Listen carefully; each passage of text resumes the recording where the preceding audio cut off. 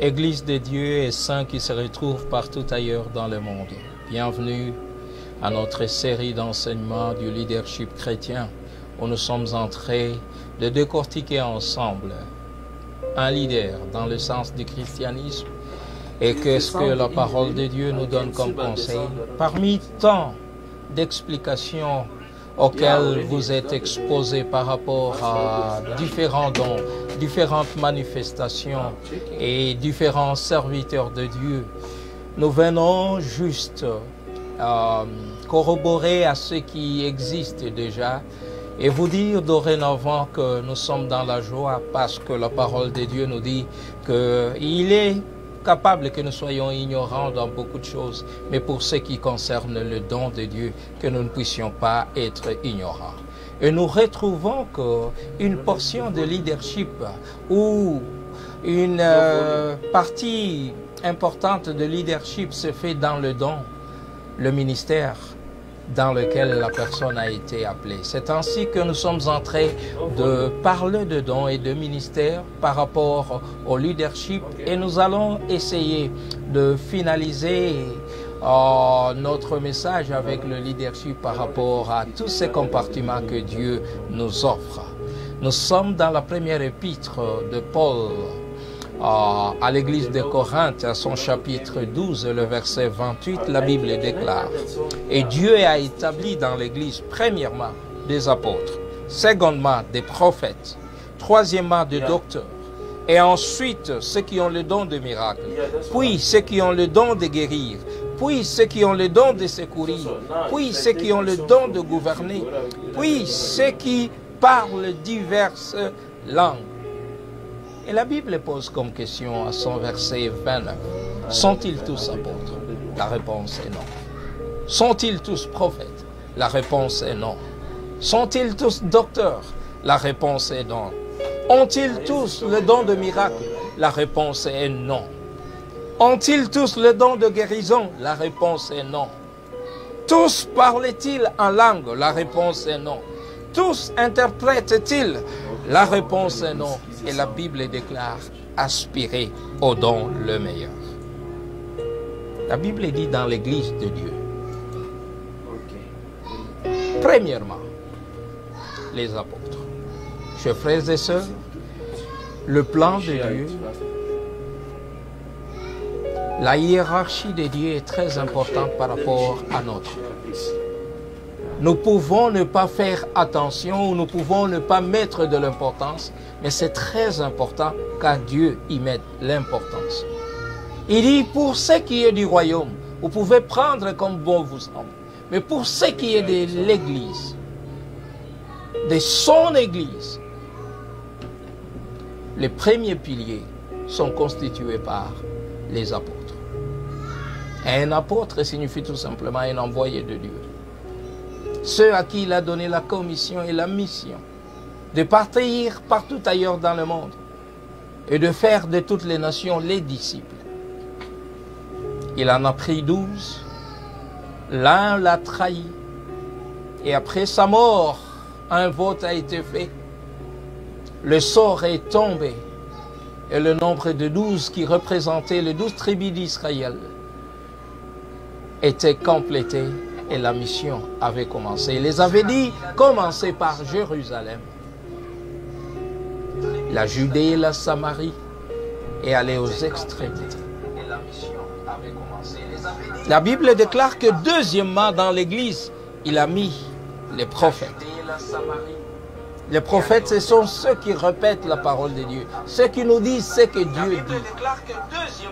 Les prophètes, ce ne sont pas de voyants. Les prophètes ne sont pas des marabouts. Les prophètes ne sont pas des enchanteurs. Les prophètes ne sont pas des charlatans. Les prophètes ne sont pas des magiciens. Les prophètes ne sont pas des gens qui nous prédisent notre avenir. Les prophètes ne sont pas des gens qui nous racontent l'histoire de notre famille. Les prophètes sont ceux qui disent au nom de Dieu ce que Dieu leur recommande de dire. Et une église ne peut jamais avancer de l'avant sans que Dieu ait parlé. Parce qu'il doit nous dire si nous sommes dans la bonne voie ou pas. Il doit nous parler de notre comportement, de nos agissements, de là où nous faisons bien Et si Dieu ne nous parle pas, nous devons faire très attention. En tant qu'Église, nous devons non seulement avoir des apôtres, des gens qui vont propager la bonne nouvelle, mais aussi des gens qui seront là pour nous dire si nous sommes toujours dans la voie de Dieu. C'est alors qu'il dit après le prophète, troisièmement le docteur, c'est-à-dire les enseignements. Le livre des Actes des Apôtres, en ce chapitre de la Bible, déclare qu'ils ont demeuré dans l'enseignement des apôtres. La communion fraternelle, la fraction du pain et les prières. Cet arrangement est encore très important. Ils n'ont pas demeuré d'abord dans les prières. Je sais que les vaillants hommes et femmes de prière peuvent être fâchés par cet ordre de Christ, par cet ordre de la parole de Dieu. Mais très chers frères et sœurs, même pour prier, il faut avoir la connaissance de la parole pour bien prier. À un certain moment, les disciples ont prié et ils ont compris que la prière de Jésus était différente de leur prière. Ils ont demandé à Jésus de les apprendre comment prier. Nous ne disons pas que prier c'est mal. C'est l'essence même de la vie chrétienne. Nous ne pouvons pas vivre sans la prière en tant que chrétiens. Mais dans l'ordre de Dieu, l'enseignement est très important. Parce que quand nous prions selon la parole de Dieu, selon la volonté de Dieu, c'est là que Dieu exauce. C'est là que Dieu intervient de manière puissante. Et c'est alors que cette parole de l'Éternel s'accomplit quand nous faisons de l'Éternel nos délices. Oh, il accomplit nos désirs. Pourquoi? Parce que nos désirs se marient aux désirs de Dieu. Nos désirs sont conformes aux désirs de notre Seigneur. Et après le docteur, il a dit, ensuite, ceux qui ont le don de miracle. Est-ce que tous peuvent faire des miracles? Non. Comme tous ne peuvent pas enseigner, comme tous ne peuvent pas être pasteurs, comme tous ne peuvent pas être évangélistes, également tous ne peuvent pas faire de miracles. Est-ce que le don de miracle devient plus important que les autres dons? La Bible dit, premièrement, si nous voulons voir la priorité et la valeur selon Dieu, la Bible parle des apôtres en premier lieu. Ce n'est pas le don de miracle. Le don de miracle est très important. Son importance est nécessaire pour la vie des chrétiens. Mais est-ce que c'était l'arrangement de Christ en priorité? Non. La Bible dit, après le don de miracle, il y a ceux qui ont le don de guérir. Chers frères et sœurs, ici nous devons encore faire la différence entre le don de miracle et le don de guérison. Les gens peuvent être malades, ils trouvent la guérison, mais ils n'ont pas trouvé le miracle. Les gens peuvent trouver le miracle en trouvant aussi la guérison. Et les gens peuvent avoir le miracle sans avoir la guérison. Les gens peuvent avoir la guérison sans avoir le miracle. Mais aujourd'hui, nous sommes dans une confusion où on ne sait quoi c'est quoi, qui fait quoi et qui reçoit quoi. C'est à nous, peuple de Dieu, de pouvoir apporter la clarté. Parce que Dieu recommande à ce que personne ne puisse demeurer ignorant de ces choses. Il a dit qu'il y a des gens à qui il a donné le don de secourir. Ils ne peuvent pas être là pour évangéliser, pour battre le tambour, pour jouer à la guitare, pour animer l'adoration. Mais Dieu les a mis dans son assemblée afin qu'ils puissent apporter assistance, qu'ils puissent apporter secours. Et leur cœur est touché. Et leur cœur n'est pas tranquille aussi longtemps qu'ils n'ont pas apporté une aide ou une assistance. La Bible déclare que c'est un don de Dieu. Et l'Église doit avoir des gens pareils, qui sont très importants, qui sont très vitaux pour l'épanouissement de l'Église. La Bible dit que Dieu a donné le don de gouverner aux gens, le don de présider. Il y a des gens, vous les sentez, qui sont des leaders, qui sont des dirigeants, qui sont des gérants. qui sont des économes de Dieu. Et Dieu recommande à l'Église de pouvoir user de ces gens pour l'avancement, le progrès, l'épanouissement de son peuple. Il dit le don de parler diverses langues. La Bible déclare le jour de la Pentecôte, tous ceux qui étaient venus de partout, ils les écoutaient dans leur propre langue, qui est différente de la langue qui se parle dans la première épître de Corinthiens, chapitre 14. Le fait de parler diverses langues, c'est un don de Dieu. Il y a des gens qui pensent que c'est par leurs efforts. Non. Et Dieu dit, l'interprétation est très nécessaire. Aujourd'hui, quelle que soit l'origine ou la provenance du prédicateur, qu'il soit américain ou chinois, ça sera interprété dans n'importe quelle langue. Et ce sont là les genres de dons que Dieu est en train de parler. Pour ceux qui parlent à la langue inintelligible, ce que seul Dieu comprend, ça fera partage de notre jour. Mais ce n'est pas la langue qu'on est en train de parler ici, dans le chapitre 12 de la première épître de Corinthiens. Et les questions qui nous ont posées les écrivains ou l'écrivain de ce livre, il dit, est-ce que sont tous capables et ont tous le don de guérison? Chers frères et sœurs, je l'avais dit et je le répète, non. Parlez tous en langue? Non. Je regrette parce qu'il y a certaines doctrines, certains enseignements qui font à ce que, ou qui rendent à ce que tout le monde doit parler en langue. Et de quelle langue ils parlent? Parce que les gens parlent déjà en langue. Chers frères et sœurs, laisse que l'ignorance ne puisse pas nous tuer. Si les gens sont incapables de faire tous le miracle, les gens ne seront pas capables de parler tous en langue. Autrement, il y a ceux qui parlent, bien sûr, de la langue selon Dieu, il y a ceux qui parlent selon les hommes. Et c'est là le mal. Laissez que l'Esprit Saint convainc, parle, et n'obligez pas de manière directe ou indirecte au peuple de Dieu de pouvoir parler en langue. La langue est nécessaire. Comme je l'ai dit, ce sera le partage de notre moment où nous allons voir le méfait qui existe autour de cette langue que beaucoup parlent sans toutefois comprendre ce que la Bible dit. Que nous puissions aspirer aux dons qui sont meilleurs, ce que la Bible nous recommande. Et lorsque nous ferons cela, nous ferons la volonté de Dieu. Éphésiens 4, le chapitre 4, la Bible dit, il y a un seul corps et il y a un seul esprit.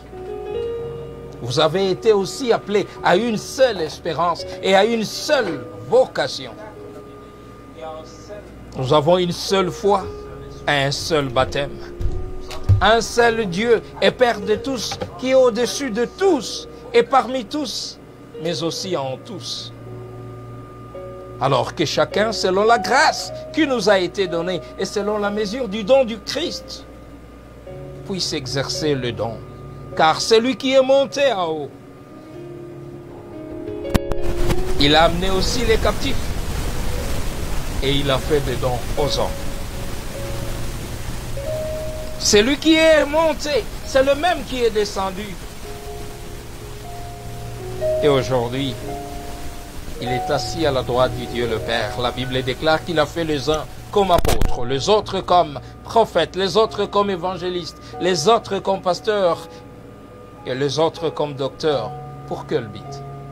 Pas pour eux-mêmes, pas pour leur bénéfice, pas pour leur orgueil, mais pour le perfectionnement des saints, en vue de l'œuvre du ministère et l'édification du corps du Christ, jusqu'à ce que nous soyons tous, ceux qui ont lavé leur robe dans le sang de Jésus, parvenus à l'unité de la foi, à la connaissance du Fils de Dieu, à l'état d'âme fait, à la mesure de la stature parfaite de Christ. Pour quelle raison Christ veut que nous soyons ainsi? pour que nous soyons tous parvenus à l'unité, à cette connaissance, afin que nous ne soyons plus des enfants flottants et emportés par tout vent de doctrine. Il ne veut pas que tout enseignement puisse nous emporter là où il veut nous emporter. Il ne veut pas que nous soyons de proie des gibiers pour des prédicateurs, des enseignants, des docteurs. Malheureusement, les faux sont nombreux et ils attirent beaucoup. Il ne veut pas que nous soyons emportés par des tromperies des hommes. La Bible déclare par leur ruse et dans leurs moyens de séduction, professent des choses qui ne sont pas dignes d'être professées. Mais que nous puissions croître à tous égards en celui qui est chef, c'est-à-dire le Christ. L'apôtre Paul va dire plus tard, cette parole est certaine si quelqu'un aspire à la charge d'un évêque, d'un berger, d'un leader, d'un ancien, il désire une œuvre excellente. Mais il dit, conduit par l'Esprit, il faut donc que l'évêque soit irréprochable. Que ce soit quelqu'un de bonne conduite. Mari d'une seule femme, pas un divorcé, pas un séparé, mais mari d'une seule femme. Un homme sobre, un homme modéré, réglé dans sa conduite, un homme hospitalier, propre à l'enseignement. Il faut qu'il ne soit ni adonné au vin, ni violent, mais un homme indulgent, pacifique, désintéressé. Il faut qu'il dirige bien sa propre maison et qu'il tienne ses enfants dans la soumission et dans une parfaite honnêteté par rapport à Dieu. Car si quelqu'un ne sait pas diriger sa propre maison, la Bible déclare, comment prendra-t-il soin de l'Église de Dieu? Ah, il y a un élément très important que nous oublions. Il ne faut pas qu'il soit un nouveau converti, de peur qu'enflé d'orgueil, il ne tombe sous le jugement du diable. Chers frères et sœurs, les zèles que montrent les nouveaux convertis, Dieu le reconnaît. Et il dit, il faut faire très attention. Quand vous accordez de position à ces gens, soyez prudents. Il faut les observer. Il dit, il faut qu'un évêque puisse recevoir un bon témoignage de ceux du dehors, afin de ne pas tomber dans l'opprobre et dans les pièges du diable. Avons-nous des anciens, des bergers, des leaders, des serviteurs qui sont réprochables, qui ne peuvent pas recevoir un double honneur, du dedans et du dehors, qui sont impudiques, qui sont calomniateurs, qui sont médisants, qui ne tiennent pas compte de la fidélité de leurs paroles, dont les réputations ne sont pas bonnes dans leur communauté, dans les endroits où ils vivent et fréquentent. La parole de Dieu dit, nous devons vérifier si ces choses peuvent se trouver dans les gens que nous appelons et que nous élisons comme évêques, pasteurs, bergers, serviteurs. Il dit même les diacres doivent aussi être honnêtes, éloignés de la duplicité plutôt, des excès du vin, d'un gain sordide. Les diacres doivent être conservants du mystère de la foi dans une conscience qui est pure. Les diacres doivent être éprouvés d'abord, et s'ils exercent bien leur ministère et qui sont sans reproche, qu'on puisse les laisser faire le travail de Dieu. Et même les diacres qui sont femmes doivent être de même honnêtes et non médisantes. Elles doivent être sobres, elles doivent être fidèles en toutes choses. Elles doivent être femmes d'un seul mari. Elles doivent diriger aussi bien leurs enfants et diriger bien leur propre maison. Car ceux qui remplissent convenablement leur ministère, la Bible déclare, s'acquièrent un rang honorable. et aussi une grande assurance dans la foi en Jésus-Christ.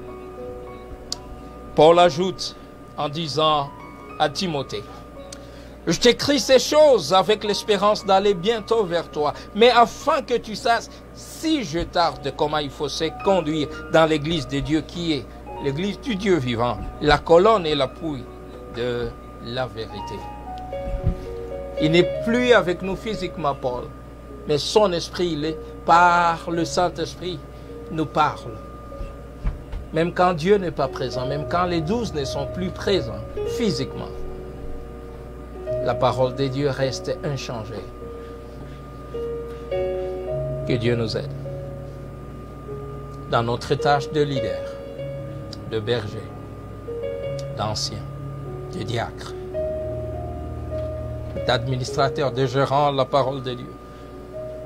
Que Dieu puisse nous aider. Nous disons merci à Dieu et nous allons continuer prochainement. Que Dieu vous aide, que Dieu nous aide avec le don que vous avez. Et le Dieu qui a mis et qui vous a appelé au ministère puisse vous combler de grâce dans le Seigneur Jésus. Que Dieu nous bénisse.